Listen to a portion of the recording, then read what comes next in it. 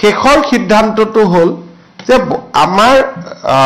যেতিয়া আমি বিদ্যালয়সমূহ প্ৰাদেশিকৰণ কৰিছিলোঁ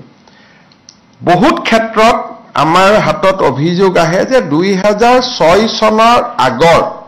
প্ৰাদেশিকিত কিছু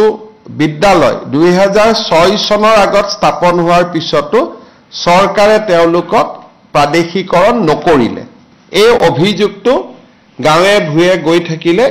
এই অভিযোগটো পোৱা যায় যে প্ৰাদেশিকৰণৰ বাবে যোগ্যতা থকাৰ পিছতো তেওঁলোক প্ৰাদেশিকৰণ হ'ব নোৱাৰিলে গতিকে এই যিসকল খুব জেনুইনলি বাদ পৰি গৈছিলে বাদ পৰিব নালাগিছিলে হয়তো অফিচাৰ সকলে চাওতে কিবা দেখা নাপালে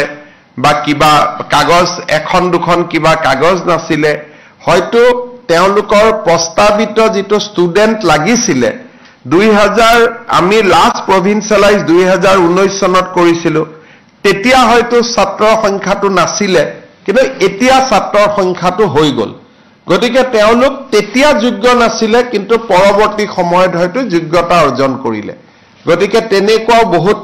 শিক্ষক শিক্ষয়িত্ৰীক আমি লগ পাই থাকো আজি আমি এটা কেবিনেট সাব কমিটি কৰি দিছো মন্ত্ৰী ৰনোজ পেগু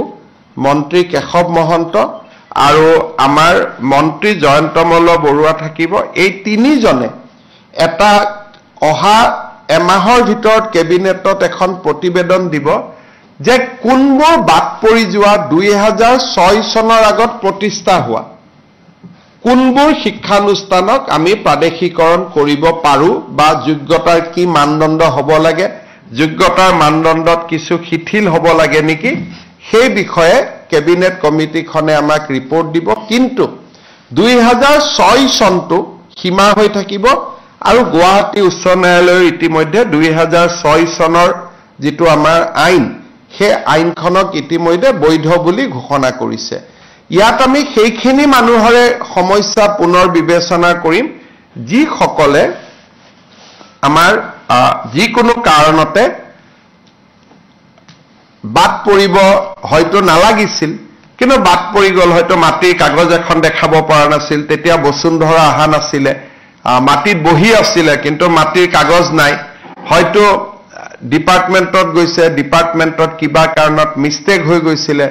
20 জন ছাত্ৰ লাগে 19 জন ছাত্ৰ আছিল এতিয়া ছাত্ৰৰ সংখ্যা 20 জন পাৰ হৈ গল এই জেনুইনলি বাদ পৰি যোৱা কিছু শিক্ষানুষ্ঠানৰ সমস্যাখিনি সাবৰ কাৰণে আমি এটা এই